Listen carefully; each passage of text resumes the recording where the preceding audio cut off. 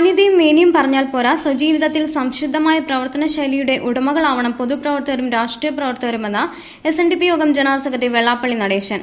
Solar case പ്രതി സരിതയെ ഇറക്കി തന്നെ കുത്താൻ ഉപയോഗിച്ച തരം താഴ്ന്ന രാഷ്ട്രീയ പ്രവർത്തനങ്ങൾ വരെ ഇന്ന് പ്രചരണ തന്ത്രമായി മാറിയെന്നും സംശുദ്ധ രാഷ്ട്രീയ പ്രവർത്തനത്തിന് ഉടമകളല്ലാത്തവരാണ് ഇത്തരം നാറിയ രാഷ്ട്രീയ ശൈലികൾ ഉപയോഗിക്കുന്നതെന്നും വെള്ളാപ്പള്ളി നടേശൻ പറഞ്ഞു.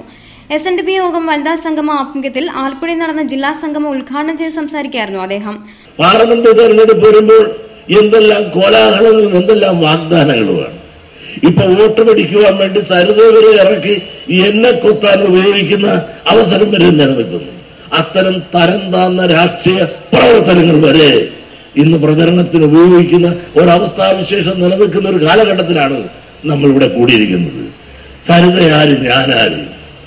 ആ സരിത ഈ അമ്പലപ്പുഴ ഇറക്കി എന്നെ കൊത്താൻ ഉപയോഗിക്കുമ്പോൾ ആ കൊത്താൻ ഉപയോഗിച്ച ആളുകളുടെ മനോവികാരം എന്താണ്?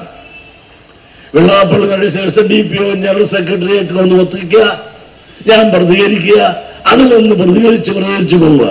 ഇത്ര അധികം തരം താന്ന രാഷ്ട്രീയ പ്രവർത്തന ശൈലിയും ഇതൊക്കെ മുമ്പ് നമ്മൾ ആരും കണ്ടിട്ടില്ല, കേട്ടിട്ടില്ല. ഇതൊന്നും മാന്യന്മാർക്ക് പറ്റില്ല.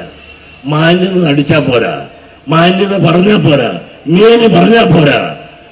മാന്യതയും മേനിയും സ്വജീവിതത്തിൽ സംശുദ്ധമായ പ്രവർത്തന ശൈലിയുടെ ഉടമകളാകണം പൊതുപ്രവർത്തകരും രാഷ്ട്രീയ പ്രവർത്തകരും.